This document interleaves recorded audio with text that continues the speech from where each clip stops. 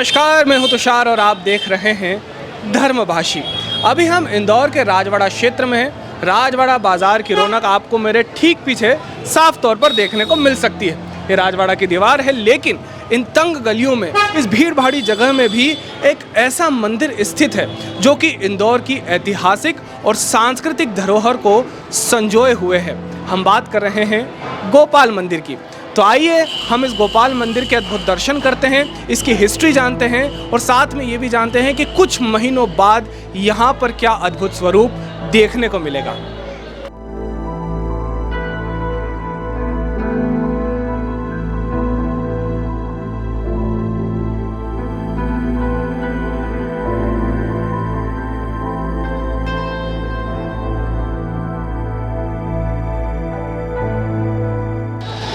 अब हम मंदिर के प्रांगण में आ चुके हैं।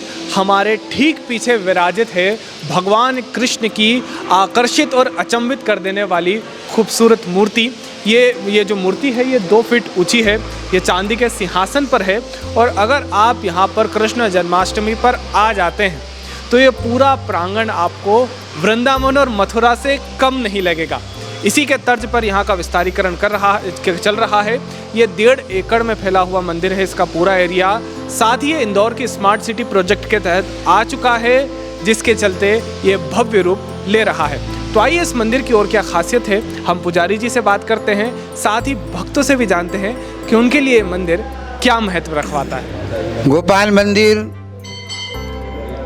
1832 में इसका निर्माण हुआ।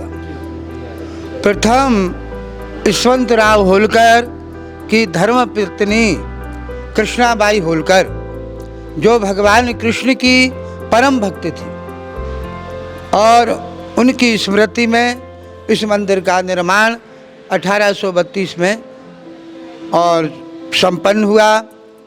और विशेषता गोपाल मंदिर, गोपाल जी के दर्शन करने से गोपाल जी की जो भी कामना होती है वो कामना भी पूरी होती है। हम लोग बालाघाट से आए हुए हैं। भगवान जगदीश महाराज का जो हमने सुना था और ऐतिहासिक मतलब वो है, पौराणिक मतलब कथाओं में भी हर जगह, तो यहाँ आकर के क्यों ना हम दर्शन कर लें, और इसीलिए हम यहाँ आए।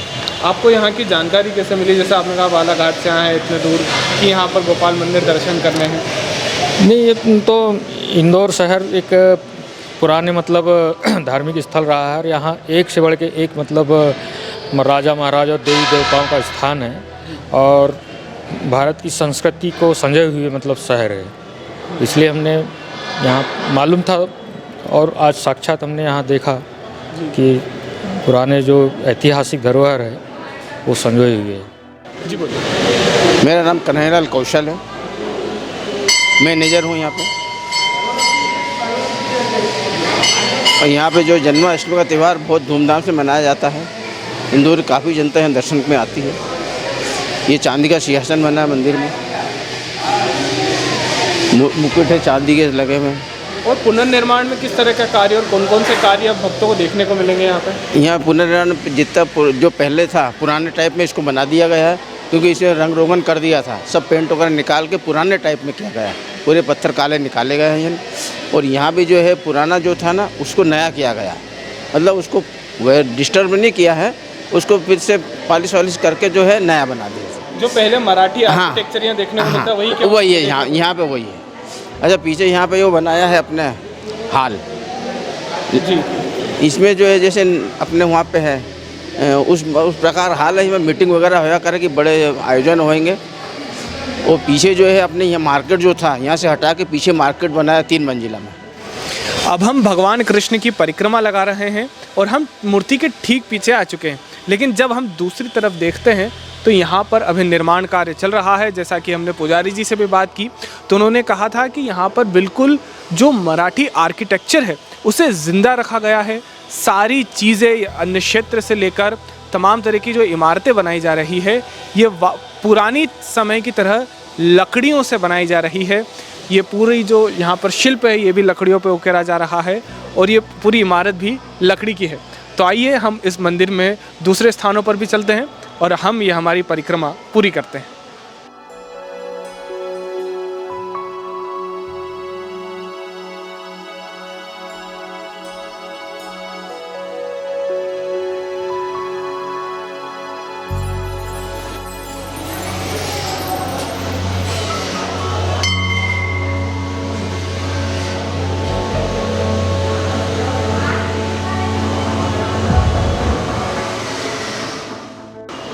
अब हमारे पीछे विराजित है भगवान कृष्ण का बाल स्वरूप यानी कि बाल गोपाल।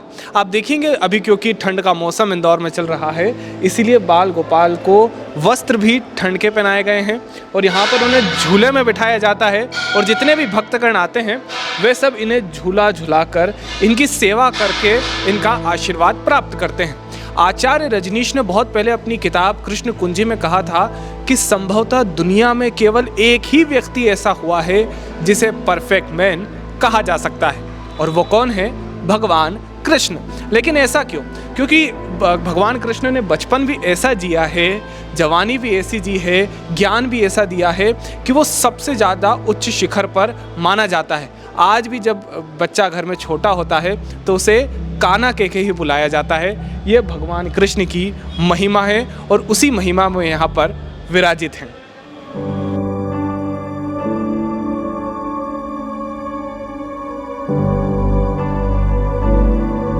अब हम मंदिर के उस क्षेत्र में आ चुके हैं जो मुझे सबसे ज़्यादा आकर्षित किए हुए है। क्यों? क्योंकि आप जैसे मेरे पीछे देख सकते हैं यहाँ पर एक ऑडिटोरियम बनाया जाएगा। अगर आपने भारत भवन देखा है तो उसी तरह का कुछ डिज़ाइन यहाँ पर देखने को मिल रहा है। हम यहाँ पर पहली मंजिल पर खड़े हैं, इसी तरह की एक और मंजिल नीचे है, यानी कि 2 फ्लोर की तरह यहाँ पर स्टेज बन रहा है जहाँ पर नाटक, सांस्कृतिक कार्यक्रम, नृत्य और दूसरी चीज़ें हो सकेगी। जैसा कि मैंने शुरुआत में ही कहा था कि इसकी सांस्कृतिक और ऐतिहासिक एक महत्व है। ऐतिहासिक हमने जाना कि ये मंदिर कितना पुराना था, लेकिन सांस्कृतिक ये कि जैसे मराठी कल्चर से लेकर इंदौर की जान बना हुआ है मंदिर, इंदौर की जान राजवाड़ा पर स्थित है, उसी तरह से इस ऑडिटोरियम के बनने के बाद जो सांस्कृतिक दूसरे कार्यक्रम होते हैं वो भी इस मंदिर में आपको देखने को मिलेंगे।